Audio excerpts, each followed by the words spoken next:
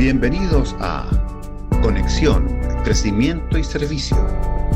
Viviendo el Evangelio hoy. Un espacio de la Iglesia Cristo Eterno Redentor de enseñanzas, noticias y conversación. Visítanos y síguenos en el canal de YouTube y nuestro fanpage Cristo Eterno Redentor.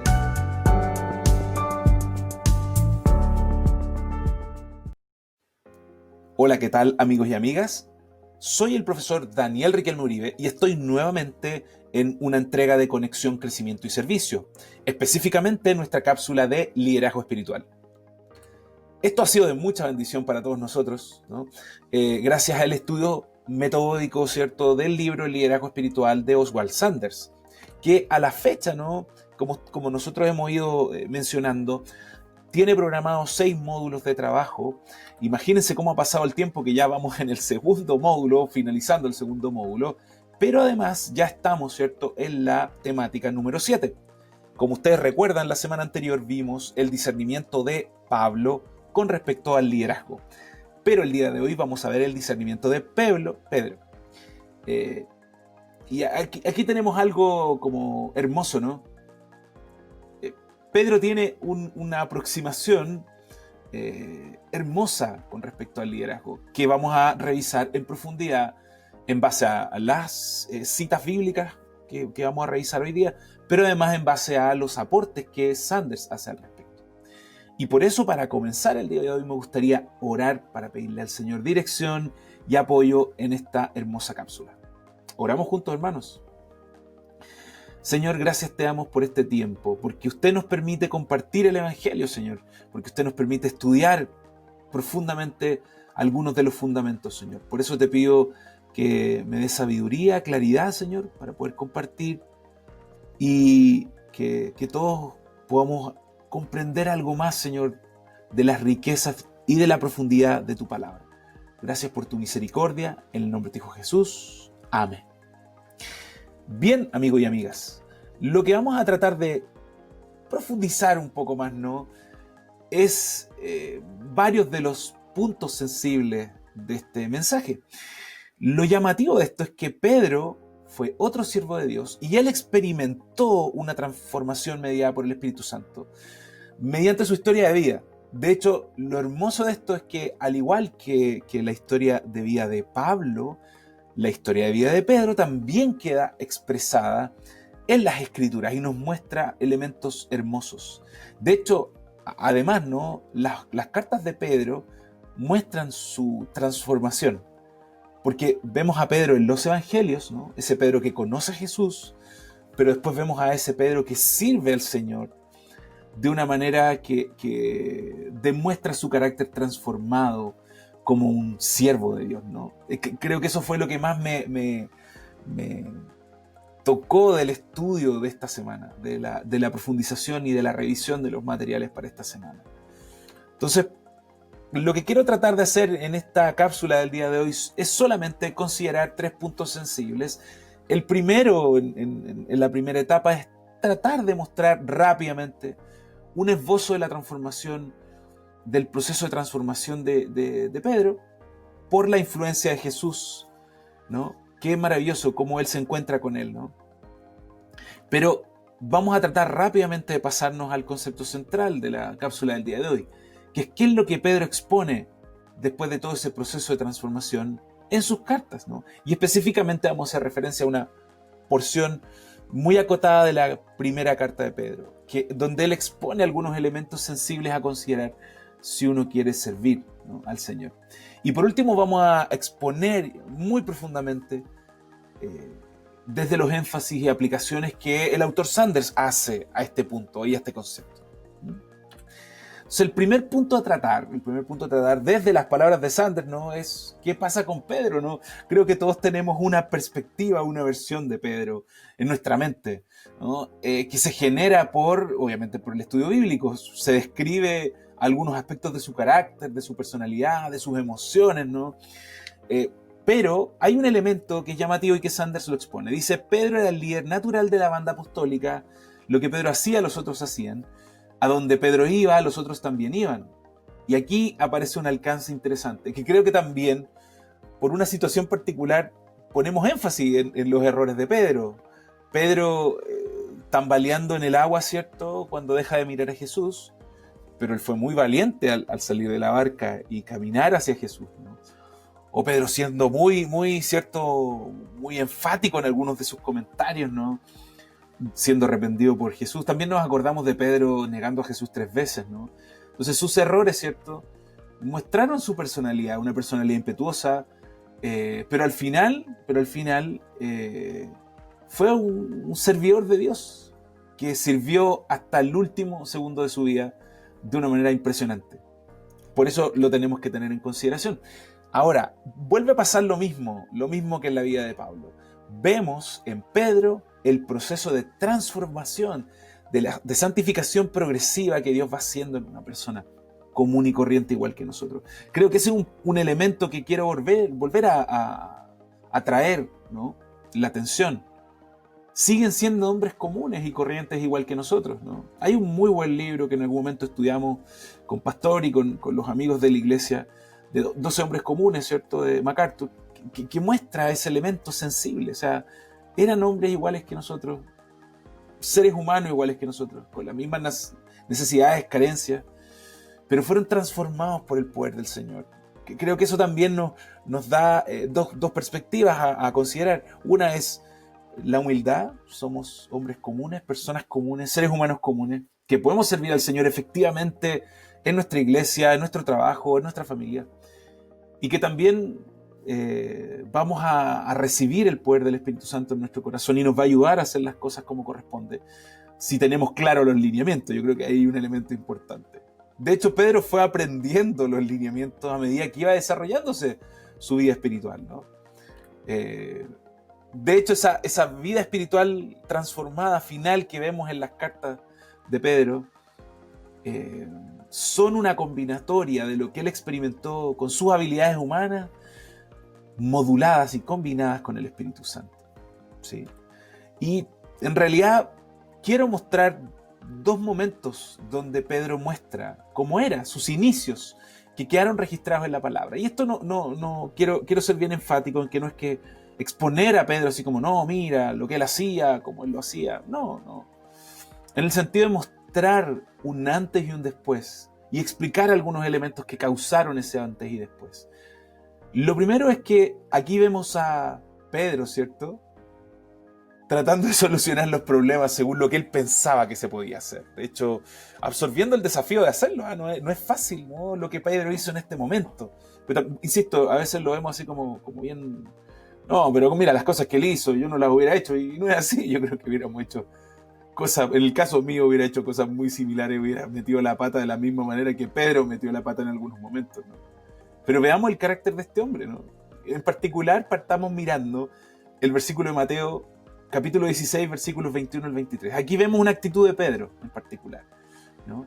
Dice en los versículos: desde entonces Jesucristo comenzó a declarar a sus discípulos que debían ir a Jerusalén y sufrir muchas cosas de parte de los ancianos, de los principales sacerdotes y de los escribas, y ser muerto y resucitar al tercer día. Jesús estaba siendo enfático en exponer: yo voy a cumplir, ¿cierto? Yo voy a morir en la cruz, yo voy a resucitar al tercer día. Le estaba mencionando, le estaba recordando puntos sensibles de lo que iba a ocurrir. Mira, imagínense. Y en ese momento aflora Pedro, como todos nosotros, ¿no?, en algunos momentos de nuestra vida. Y miren lo que sucede, dice el versículo 22. Y tomándole aparte, o sea, Pedro llama a Jesús, Pedro comenzó a reprenderle, diciendo, Pedro estaba llamándole la atención a Jesús: no lo permita Dios, Señor, eso nunca te acontecerá. Así como, imagínense, ¿no? ¿Cuántos de nosotros no hemos visto en esa situación de tratar de decirle al Señor lo que debería pasar con nosotros, o lo que deberíamos hacer, o lo que debería ser la situación que está pasando, ¿no? Y ahí Jesús, ¿no?, hace un proceso de discipulado, de confrontación bastante fuerte y bastante duro. A veces se nos olvida, ¿no?, que en el Evangelio se expone claramente las cosas con verdad, y si es necesario remecer, ¿no? Jesús remeció a Pedro, así como hubo otros momentos donde trató amorosamente a Pedro, ¿cierto? En otros momentos fue bastante directo y bastante concreto, ¿no? Miren cómo fue de concreto acá en el versículo 23. Pero volviéndose él, dijo a Pedro: quítate de mí, Satanás.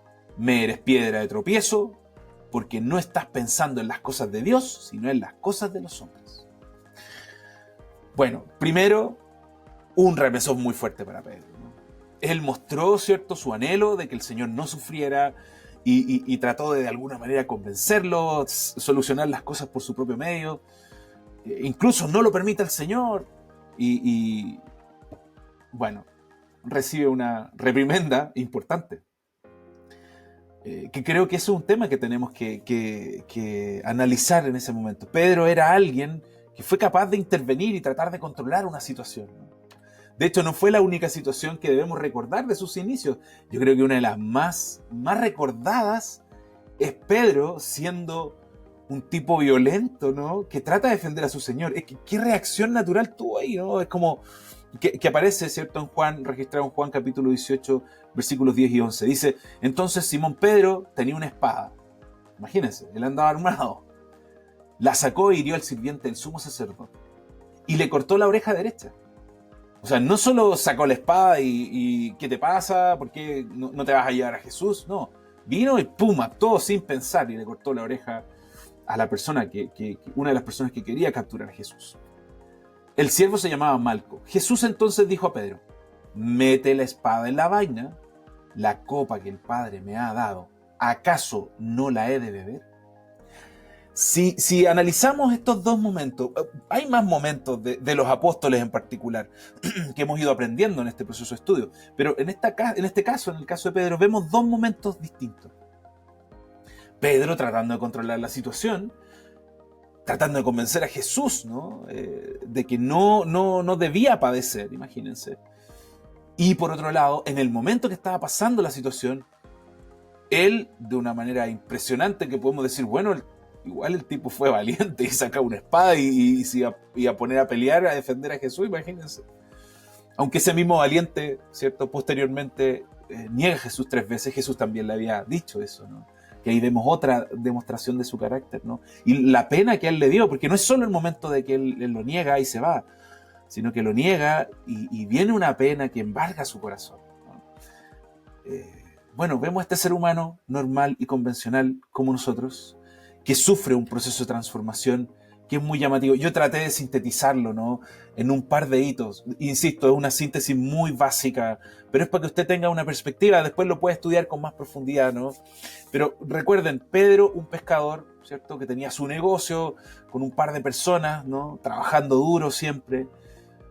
Sucede su proceso de conversión, ¿no?, donde el Señor lo llama, ¿no? Pedro no estaba buscando al Señor, el Señor lo llama, ¿no?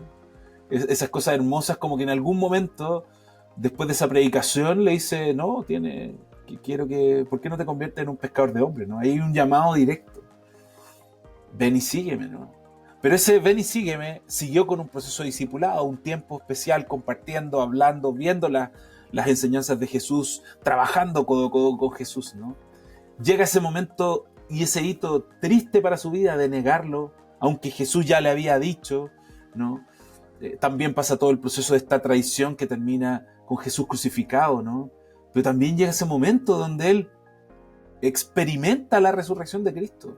Cristo estuvo con ellos, ¿cierto?, durante 40 días, reporta el libro de Hechos, y posteriormente Jesús se va al cielo, le vuelve a recordar durante todo ese tiempo que iba a venir el Espíritu Santo, y Pedro, ¿cierto?, está en el momento donde llega el Espíritu Santo y su vida es transformada, y de ahí entendemos y reconocemos y recordamos al apóstol Pedro. Entonces, qué hermoso es eso, cómo la Escritura nos muestra a un ser humano en un proceso de transformación que termina con este apóstol que sirve hasta su muerte, con su familia de hecho sirven hasta su muerte. Qué tremendo ejemplo que Dios nos deja a través de la Escritura, un ejemplo muy simple, cómo el poder de Dios puede transformar la vida de seres humanos comunes y usar seres humanos comunes para cumplir su propósito, y además glorificarle a Él y disfrutarle a Él, porque Pedro, independiente de eso, disfrutó de este proceso con Jesús, ¿no? No me llego a imaginar, y creo que es difícil, ¿no? Independiente que estén los registros en la Escritura, ¿qué debe haber pasado en su corazón cuando Jesús resucita y aparece y está con ellos 40 días? Después que ellos lo habían visto morir, había estado crucificado, todo el mundo lo había visto, el registro histórico lo dice, ¿no? Y después el mismo registro histórico dice, wow, este señor volvió y estuvo con ellos, ¿no? Y con uno de los que estuvo es con Pedro. Imagínense qué tremendo, qué tremendo. Y posteriormente a él Jesús se va y les llega el Espíritu Santo. Y Pedro empieza a ver las manifestaciones del poder del Espíritu Santo en su vida y en la vida de otras personas, de otros hermanos. Es maravilloso. Entonces, en ese sentido, podemos ver, ¿no? Como bien dice Sanders, y creo que esta frase articula este pequeña introducción, ¿no? Este pequeño punto inicial es, hey, hacemos bien en ponderar el consejo de los años maduros de Pedro a los líderes y servidores espirituales de todas las generaciones, porque él mismo experimentó esa transformación. No era Pedro el que cortaba orejas, si podemos decirlo así. No era Pedro el que trataba de convencer y controlar la situación. Jesús, haz lo que yo digo y vamos a salir adelante. No, era un hombre transformado por el poder del Espíritu Santo el que escribe esto, ¿no? Y por eso es bueno que revisemos rápidamente, porque el tiempo es acotado, ¿no? Lo que dice la carta de Pedro, específicamente. Y lo he dividido en dos partes, ¿no? Sanders citó estos 7 versículos para poder construir este capítulo, este apartado. Y los versículos dicen lo siguiente, y vamos a ir en la parte final descomponiendo cada uno de estos versículos, ¿no? Con algunos de los comentarios de Sanders. Primero dice, por tanto, a los ancianos entre vosotros exhorto yo, anciano como ellos y testigo de los padecimientos de Cristo, y también participante de la gloria que ha de ser revelada. Pastoread al rebaño de Dios entre vosotros, velando por él, no por obligación, sino voluntariamente, como quiere Dios, no por la avaricia del dinero, sino con sincero deseo, tampoco como teniendo señorío sobre los que os han sido confiados, sino demostrando ser ejemplos del rebaño. Y cuando aparezca el príncipe de los pastores, amén por eso, ¿no? Recibiréis la corona inmarcesible de gloria. Asimismo, vosotros los más jóvenes, estad sujetos a los mayores, y todos revestidos de humildad en vuestro trato mutuo, porque Dios resiste a los soberbios, pero da gracia a los humildes. Humillaos, pues, bajo la poderosa mano de Dios, para que los exalte a su debido tiempo, echando toda vuestra ansiedad sobre Él, porque Él tiene cuidado de vosotros. Definitivamente, algo pasó con Pedro, bueno, lo sabemos, traté de hacer una síntesis de su línea de tiempo, ¿no? Pero cómo cambia este hombre, ¿no? Cómo el poder del Espíritu Santo nos puede cambiar, ¿no? Fíjense, alguien que era capaz de cortarle la oreja a otro, ser alguien de un carácter muy explosivo, ¿no? Pasa a escribir esta maravilla. De hecho, no solo la escribió, recuerden, no solo la escribió. Él fue muy consistente después de que el Espíritu Santo comenzó su proceso de transformación. No fue algo que él escribió nomás. Pedro lo demostró con su vida y con su muerte. De hecho, recuerde que Pedro es otro de los responsables que expandieron el Evangelio para que llegara a nosotros. Ojo, eso no hay que olvidarlo. Estos hombres, personas comunes y corrientes, al final vivieron la vida cristiana de una manera tal, controlada por el Señor, con el poder del Espíritu Santo de su lado, que expandieron el Evangelio hasta los días nuestros, ¿no? Qué hermoso ese momento. Y qué hermoso, vuelvo a insistir, ver la pluma de Pedro transformada. Esa misma mano que fue capaz de cortar orejas, ¿no? Imagínate. O sea, muy, muy valiente y muy agresivo y muy aguerrido. Iba a defender al Señor, él, solo contra todo el mundo. Entonces, todo ese grupo de gente. Ahora vemos su humildad, su transformación, su pluma, la pluma, lo que él expone, ¿no? Y por eso es bueno revisarlo en detalle, en acciones más aplicadas y con harto énfasis para que todos nosotros lo podamos considerar en nuestros corazones. E insisto en esto no es solo para los líderes de la iglesia, ¿no? O personas que quieren liderar o servir en algún área ministerial o en un área de la comunidad. Es para todos nosotros y en específico para lo que hacemos en la comunidad, en nuestros trabajos, en nuestra familia, y obviamente en el servicio de nuestra iglesia. Y por eso vamos a ver algunos énfasis y aplicaciones que Sanders expone, ¿no?, a través de su libro. Y lo primero, hay que recordar que estos versículos fueron escritos a personas específicas. De hecho, se hace referencia en los escritos bíblicos a los expatriados de la dispersión. Y estas personas eran personas que estaban pasando por tribulaciones. Entonces Pedro, cuando le escribe esta carta, le está escribiendo a los líderes y servidores, ¿no? Y lo hace desde una perspectiva de compadecerse de ellos por las tribulaciones que estaban pasando. Le escribe a los ancianos, ¿no?, como revisábamos, ¿cierto?, a las personas que estaban ahí liderando y sirviendo en ese contexto de alta tribulación. Vuelvo a repetir, ¿qué diferencia hay con la situación nuestra actual, tal vez, ¿no?, que no tiene tanta complejidad, ¿no? Bajo ese prisma es necesario considerarlo para tener eso en perspectiva de por qué él le estaba escribiendo a ellos, ¿no?, y de la manera que él le escribe, que deja de manifiesto varias cosas. De hecho, al revisar una nota un poquito más detallada que aparece, ¿cierto?, en algunos materiales de John MacArthur, ¿no?, ahí erré en el escrito, ¿no?, hace mención de los expatriados como personas que eran considerados extranjeros, ¿cierto?, y desposeídos en una tierra ajena como residentes temporales. En realidad su referencia estaba haciendo a una ciudadanía eterna, la que Pedro estaba haciendo. Y por otro lado también hace esta asociación a la dispersión. Y en la dispersión, aquí hay un alcance que mencionaba John MacArthur, en el sentido de que las palabras usadas hacían referencia a la dispersión, pero habitualmente esas palabras hacían referencia a la dispersión de los judíos. Pero se le cambiaba una parte de la palabra para que hiciera como una especie de referencia a una dispersión de peregrinos espirituales y extranjeros en esta tierra, haciendo referencia no solo a los judíos, sino que también a los gentiles. O sea, específicamente haciendo referencia a que nuestra ciudadanía no es de este mundo, que los cristianos estamos dispersos y definitivamente nuestra ciudadanía es del cielo. Y aquí parte, ¿cierto?, Pedro diciendo a los ancianos, ¿cierto?, entre vosotros exhorto, yo anciano como ellos, testigo de los padecimientos de Cristo y también participante de la gloria que ha de ser revelada.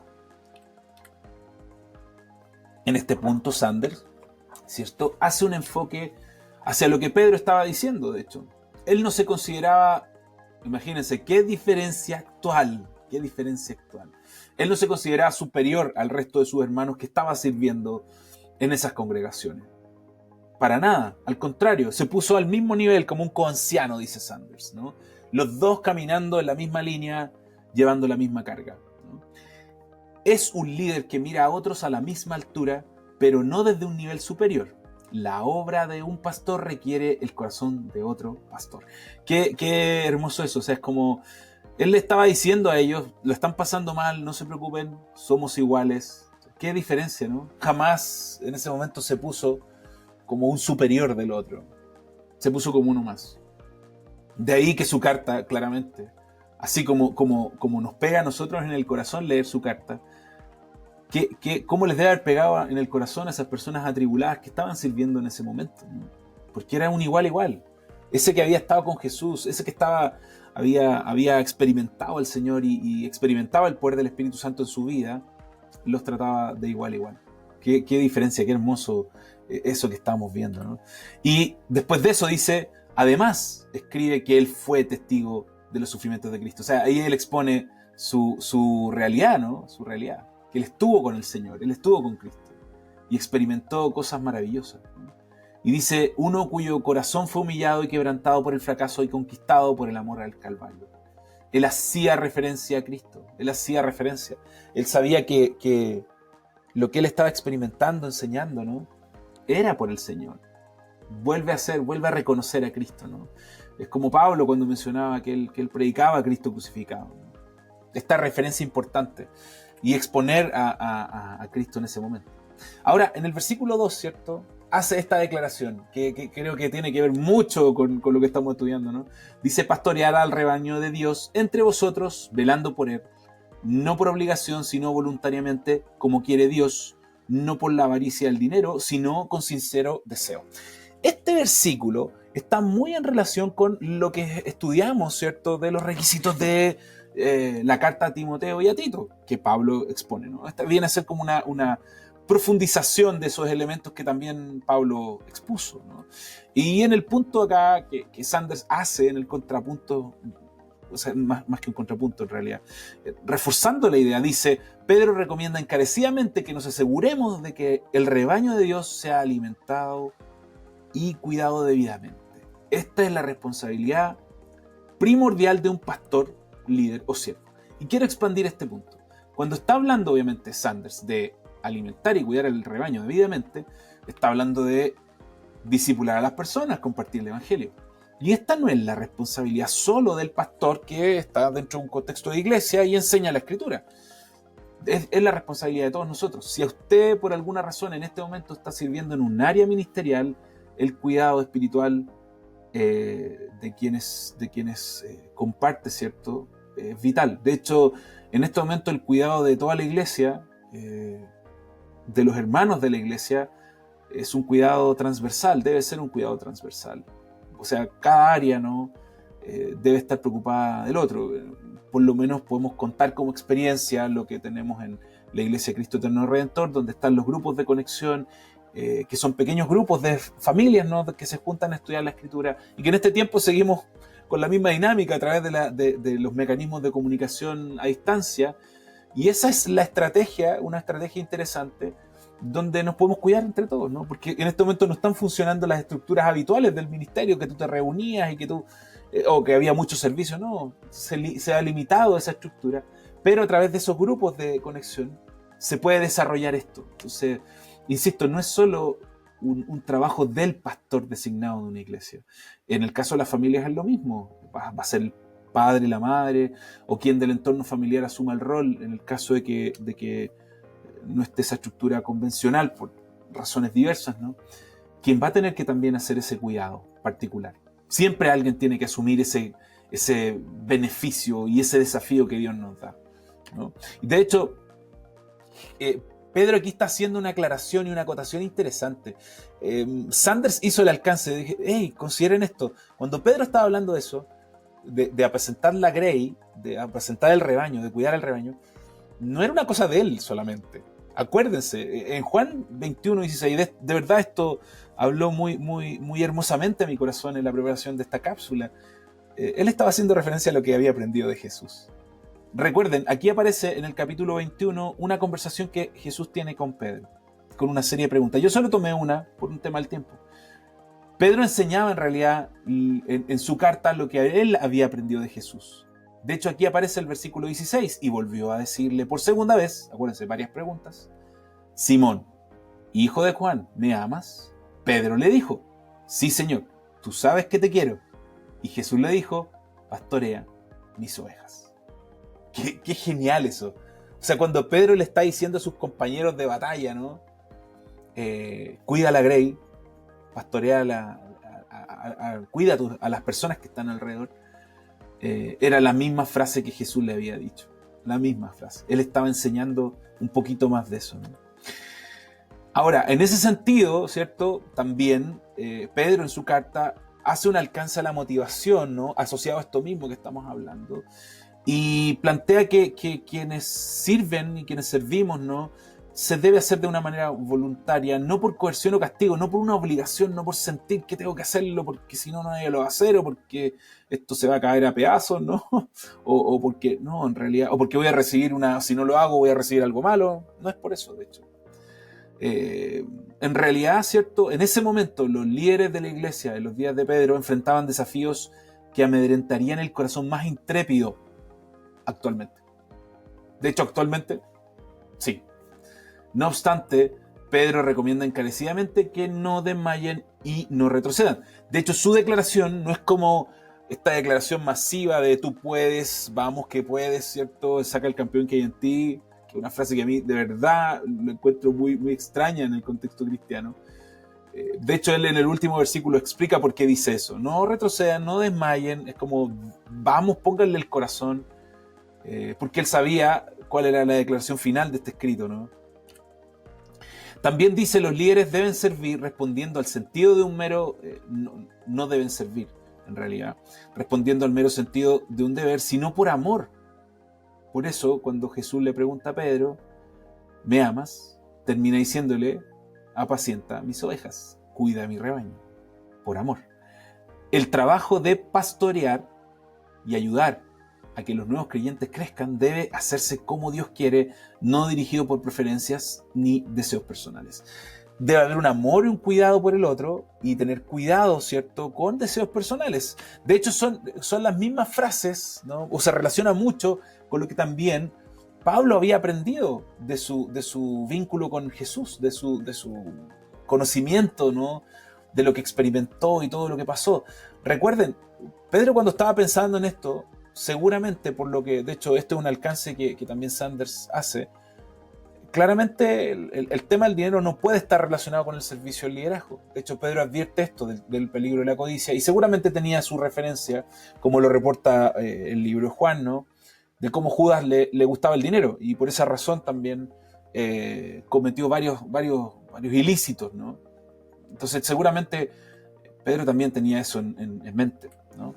Y por eso es importante tener esto en claro, de que el tema del dinero es peligroso, de la influencia es peligrosa, porque el siervo siempre va a ser responsable de varias cosas. Por ejemplo, formular políticas, establecer presupuestos, decidir prioridades, tratar con propiedades. Imagínense, solo una persona que trabaja y que administra, cuán cuidadoso tiene que ser, porque está administrando, no sé, el administrador de una empresa, imagínense, tiene que ser cuidadoso porque no está administrando su dinero, es del dueño. En el caso del servicio espiritual es lo mismo, uno está administrando cosas que no son nuestras, son del Señor.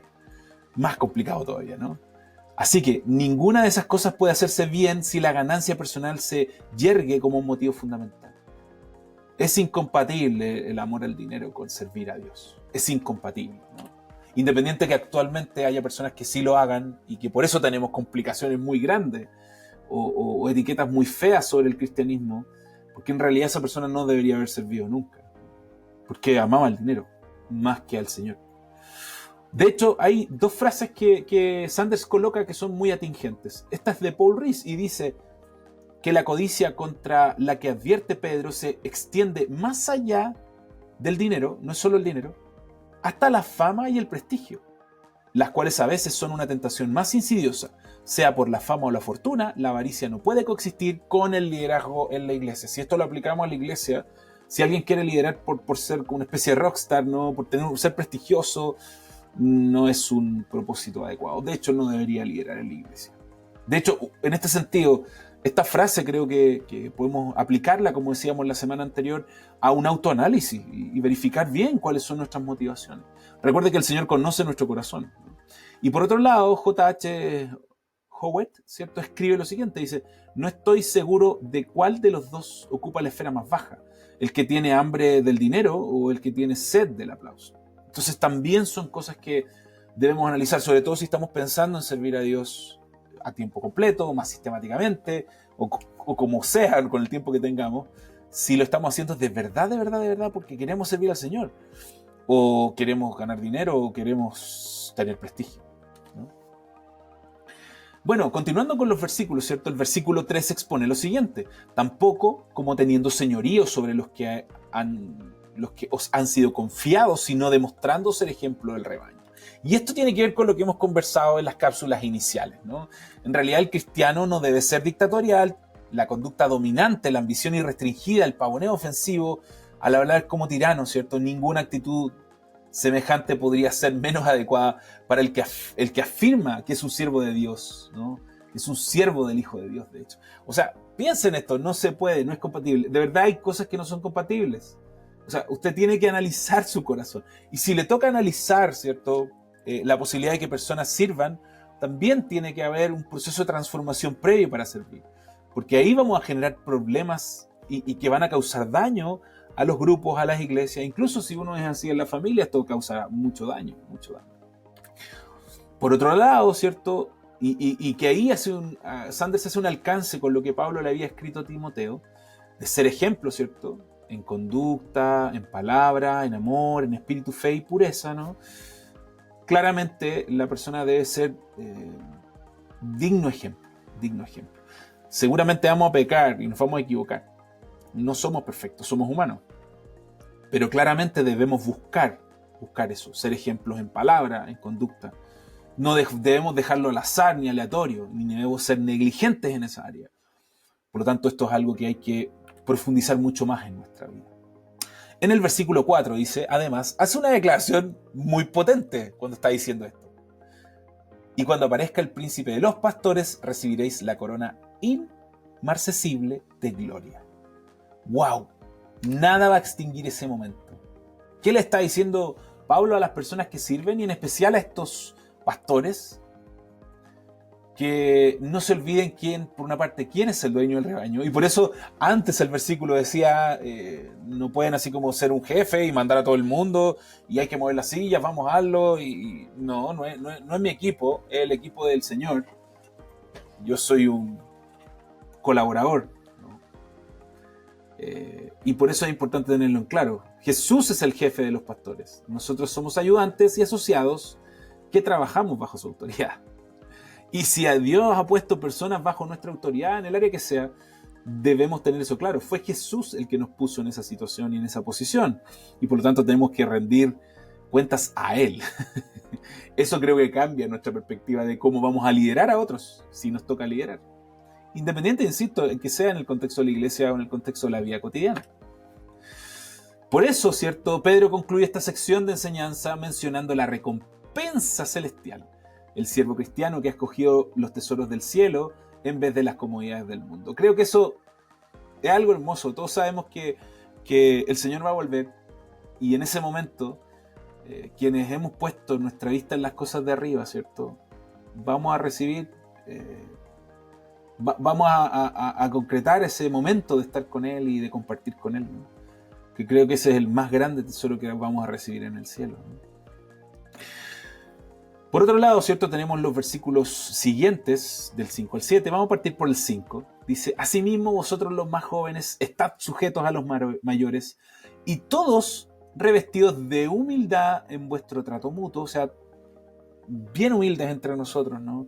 Ya sea adultos, con adultos mayores, con niños, con jóvenes, ¿no? Etcétera. Todo una manera de relacionarnos humildemente, ¿no? Porque Dios resiste a los soberbios, pero da gracia a los humildes. Y ahí hay una declaración más importante. No es que el otro te va a causar un problema. No, Dios no le gustan los soberbios.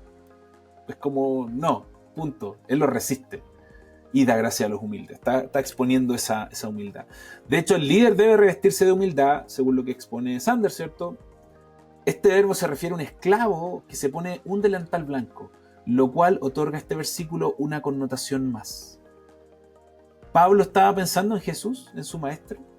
De hecho, creo que los apóstoles después de eso deben haber sido marcados totalmente. El Señor del universo, al que habían visto hacer cosas que nadie había hecho nunca, les lavó los pies. Acuérdense que Pedro en ese momento, ahí vemos también otra actitud de él, que después fue transformada, ¿no? Dijo, no, yo no voy a dejar que tú, Señor, me lave los pies. Y después de que Jesús lo confronta, ¿no? Él dice, no, ya, báñame entero. Esa transformación, ¿no? tan interesante de ese momento. Ahora, ¿podría el orgullo impedir que otros líderes gocen del servicio? El orgullo está siempre agazapado tras los talones del poder. Por eso Dios no quiere alentar a hombres orgullosos en su servicio, más bien se opone a ellos y los obstruye. Si alguien tiene problemas con el orgullo, ¿cierto? Debería exponer ese pecado, ¿no? Todos deberíamos exponer el pecado del orgullo y ponerlo delante del Señor y de las otras personas. Y si necesitamos trabajar en eso, debemos esperar a asumir alguna responsabilidad, ¿cierto? Como cabeza de un grupo, tal vez, y poder servir humildemente. Eso, de hecho, seguramente si uno sirve en la línea más baja de la estructura, va a hacer trabajar nuestros orgullos si somos orgullosos. Es una buena metodología partir de cero y estar abajo y no ser una autoridad, porque el orgullo nos puede traicionar. Es un pecado que nos puede destruir nuestro corazón orgulloso. Y lo más triste es que destruye a otras personas asociado a eso. Pero Dios añade poder y gracia a la obra del pastor, que es modesto y humilde de corazón. En el versículo 5, Pedro insta a los líderes a que reaccionen con humildad cuando se relacionen con otras personas. De hecho, aquí hay una declaración interesante, ¿no? En el liderazgo convencional, ser un orgulloso es importante, porque soberbio es importante, te da posición, tú eres mejor que el otro.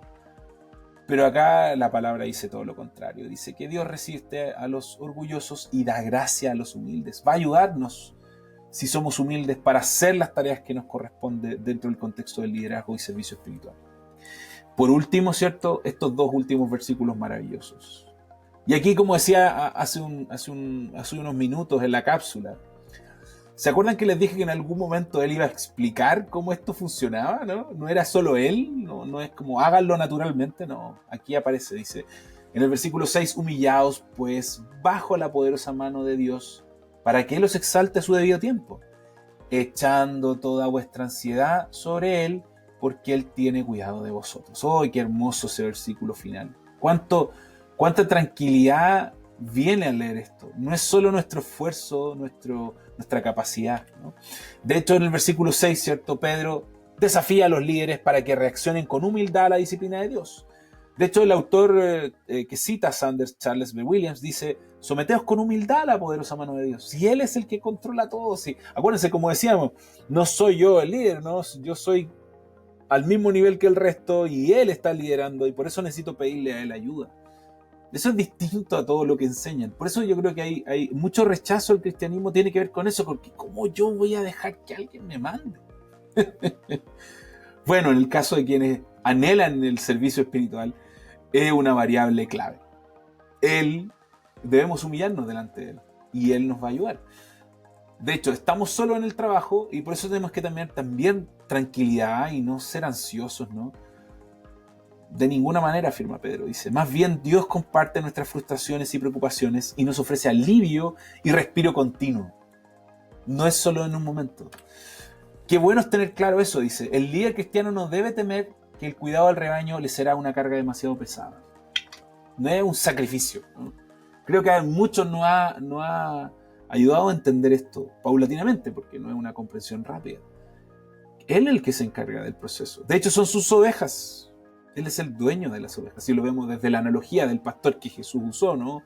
Y que también está aquí citando nuevamente Pedro. Nosotros somos los pastores, quienes cuidamos. Respondiendo a la invitación de Dios, el líder puede transferir el peso de las cargas espirituales y ponerlas sobre los hombros del Señor, que son más grandes, más poderosos, más amplios y más duraderos. Cuando Él dice, ¿cierto? Me voy a devolver a la cita, ¿cierto? Echando toda vuestra ansiedad sobre Él, porque Él tiene cuidado de nosotros. También está haciendo mención a eso. Traspasarle todo lo que nosotros somos, lo que nosotros tenemos, las carencias, las dificultades, el miedo por alguna situación ministerial, ¿no? La intranquilidad por nuestros hermanos y hermanas, ¿no? Por nuestros amigos y amigas, por nuestra familia.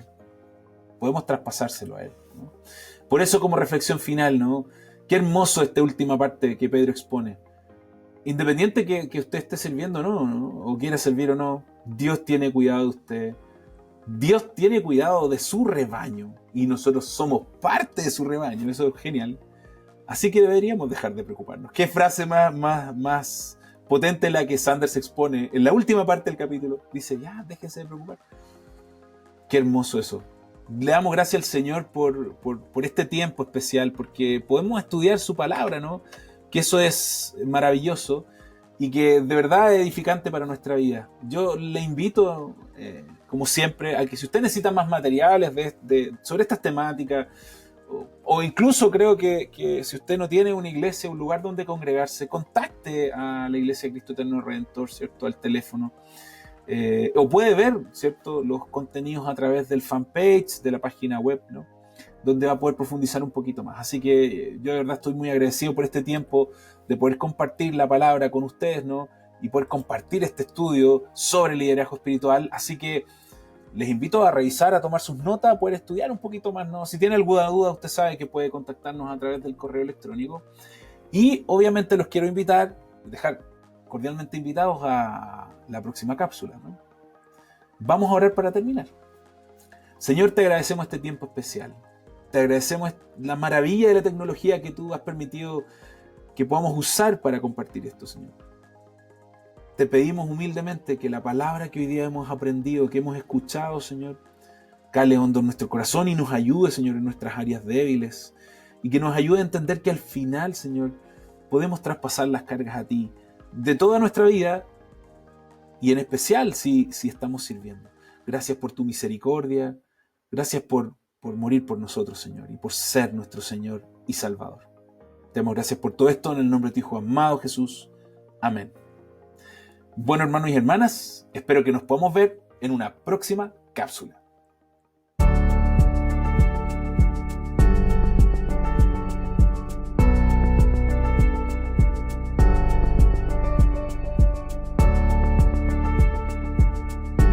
Bienvenidos a Conexión, Crecimiento y Servicio.